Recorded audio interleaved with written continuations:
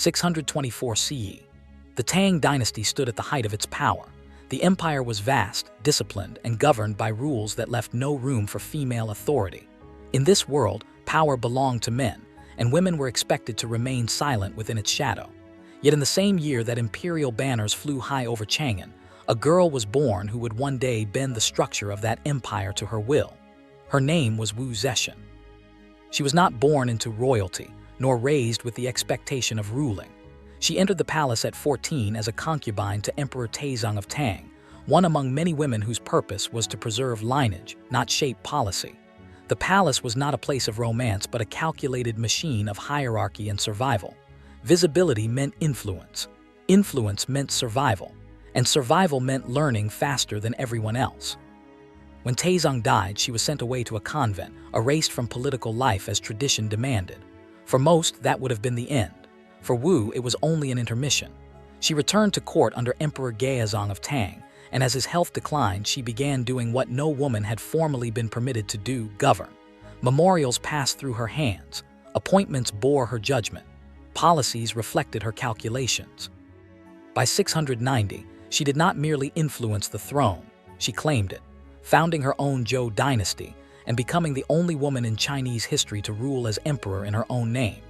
But was she a ruthless usurper or a reformer ahead of her time? Tonight on Trim History, we step beyond legend and accusation to uncover the mind of the woman who reshaped imperial China and challenged the limits of power itself. Born in 624 during the height of the Tang dynasty, Wu Zetian entered a world structured to silence women. Yet her upbringing in a prosperous merchant household allowed her access to literacy, political awareness, and classical education that most girls of her era never received. From an early age, she learned that knowledge could function as leverage in a society where formal authority was denied to her gender. At 14, she was summoned to the imperial palace as a concubine to Emperor Taizong, entering a system designed not for romance but for order, hierarchy, and reproduction of political legitimacy. The palace functioned like a closed administrative ecosystem in which rank determined visibility, and visibility determined survival. Wu's early years were quiet but not passive. She read, observed, memorized faces, alliances, gestures, and silences, developing an acute awareness of how influence actually circulated. When Taizong died, palace protocol forced childless concubines into monastic retirement, and Wu was sent to a convent, effectively erased from political life. Yet she maintained connections and reputation, and years later she returned to court, becoming consort to Taizong's son Emperor Gaozong, a move that scandalized traditionalists but demonstrated her ability to navigate structures others assumed fixed.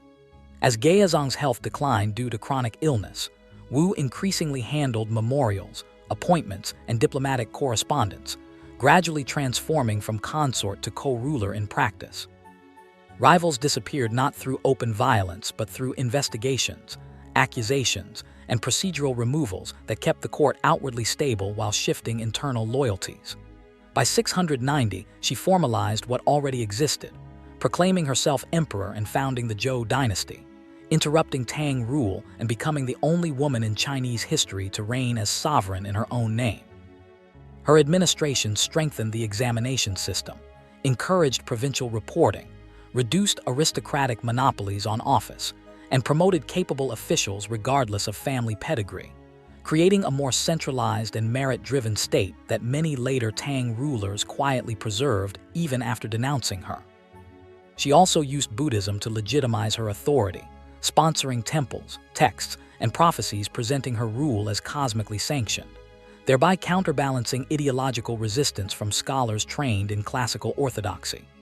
Yet perhaps her most radical insight lay in understanding that imperial power did not flow only through decrees, but through proximity and information.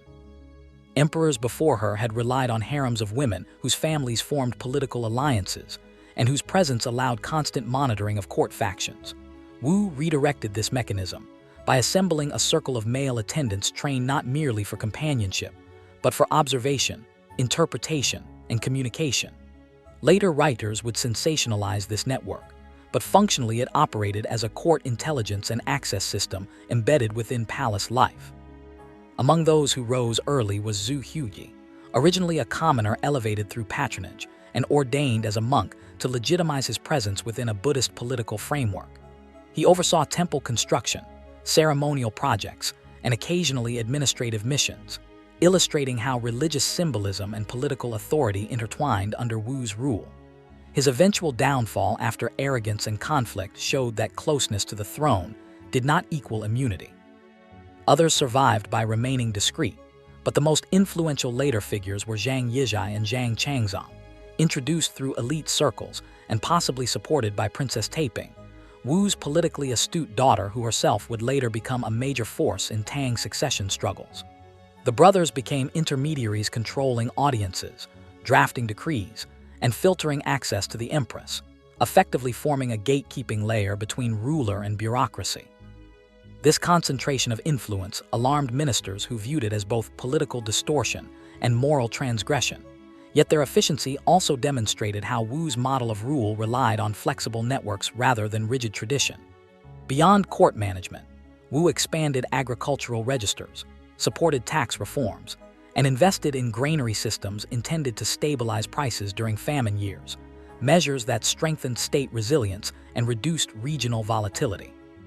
Trade routes linking the capital with frontier regions were maintained, and communication lines improved, allowing faster relay of intelligence from provinces. The imperial capital at Chang'an functioned during her reign as one of the largest and most cosmopolitan cities in the world, hosting merchants, diplomats, monks, and scholars from across Asia, and Wu's administration encouraged this diversity because it reinforced imperial prestige and economic flow. She also promoted the compilation of histories and encyclopedic works, understanding that control of narrative could legitimize authority as much as military success.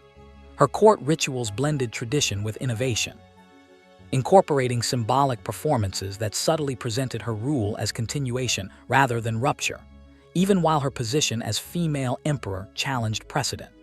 As she aged and illness reduced her ability to appear publicly, reliance on trusted intermediaries deepened, allowing the Zhang brothers' authority to expand until they seemed inseparable from the functioning of the state itself. Opposition formed quietly among generals and senior officials who believed stability required restoration of Tang lineage rule. In 705, a carefully coordinated palace coup removed the brothers and forced Wu to abdicate, placing her son Emperor Zhangzong back on the throne. Wu was relocated to a secondary residence and died soon afterward, ending a reign that had lasted decades and reshaped imperial administration. Her political removal was swift, but the rewriting of her reputation proved more enduring.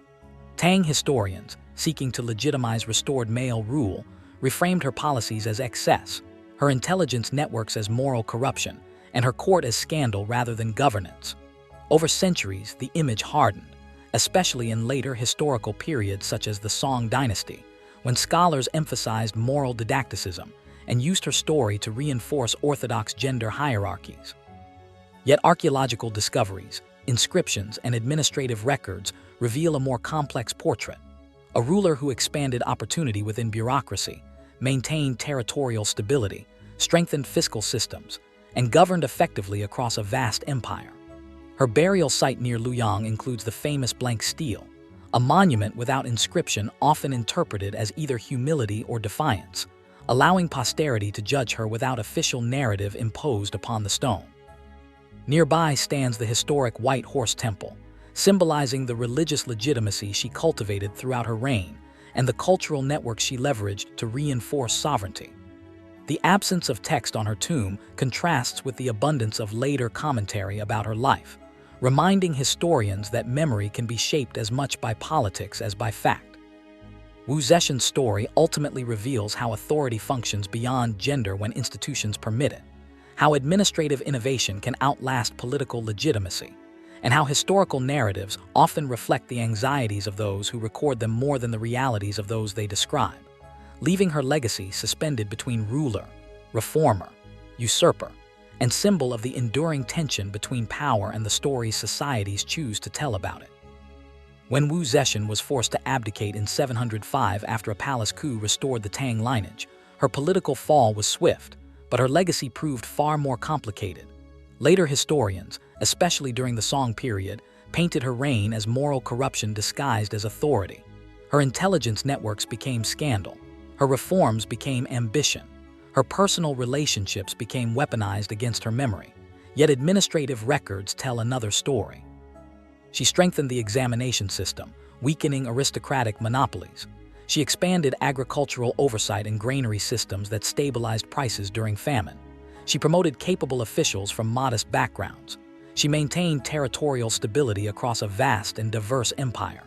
Even after her removal, many of her structural reforms quietly remained in place. Near Luoyang, her tomb stands with a blank stele, an empty monument without inscription. Some say it reflects humility. Others believe it is defiance, an invitation for history to decide.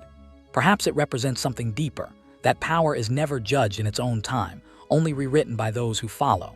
Wu Zetian's story forces us to ask uncomfortable questions. Was she condemned because she was cruel, or because she was effective? Was her rule remembered as scandal because it failed, or because it succeeded in a way society was not ready to accept? Empires are built on armies and taxes, but they are remembered through narratives. And narratives are rarely neutral. At Trim History, we don't just retell the past. We examine who wrote it, who benefited from it, and who was erased within it. The story of Wu Zetian is not simply about a woman who took power. It is about how power itself is defined, defended, and remembered. And sometimes, the most powerful statement in history is not what is written in stone, but what is left blank.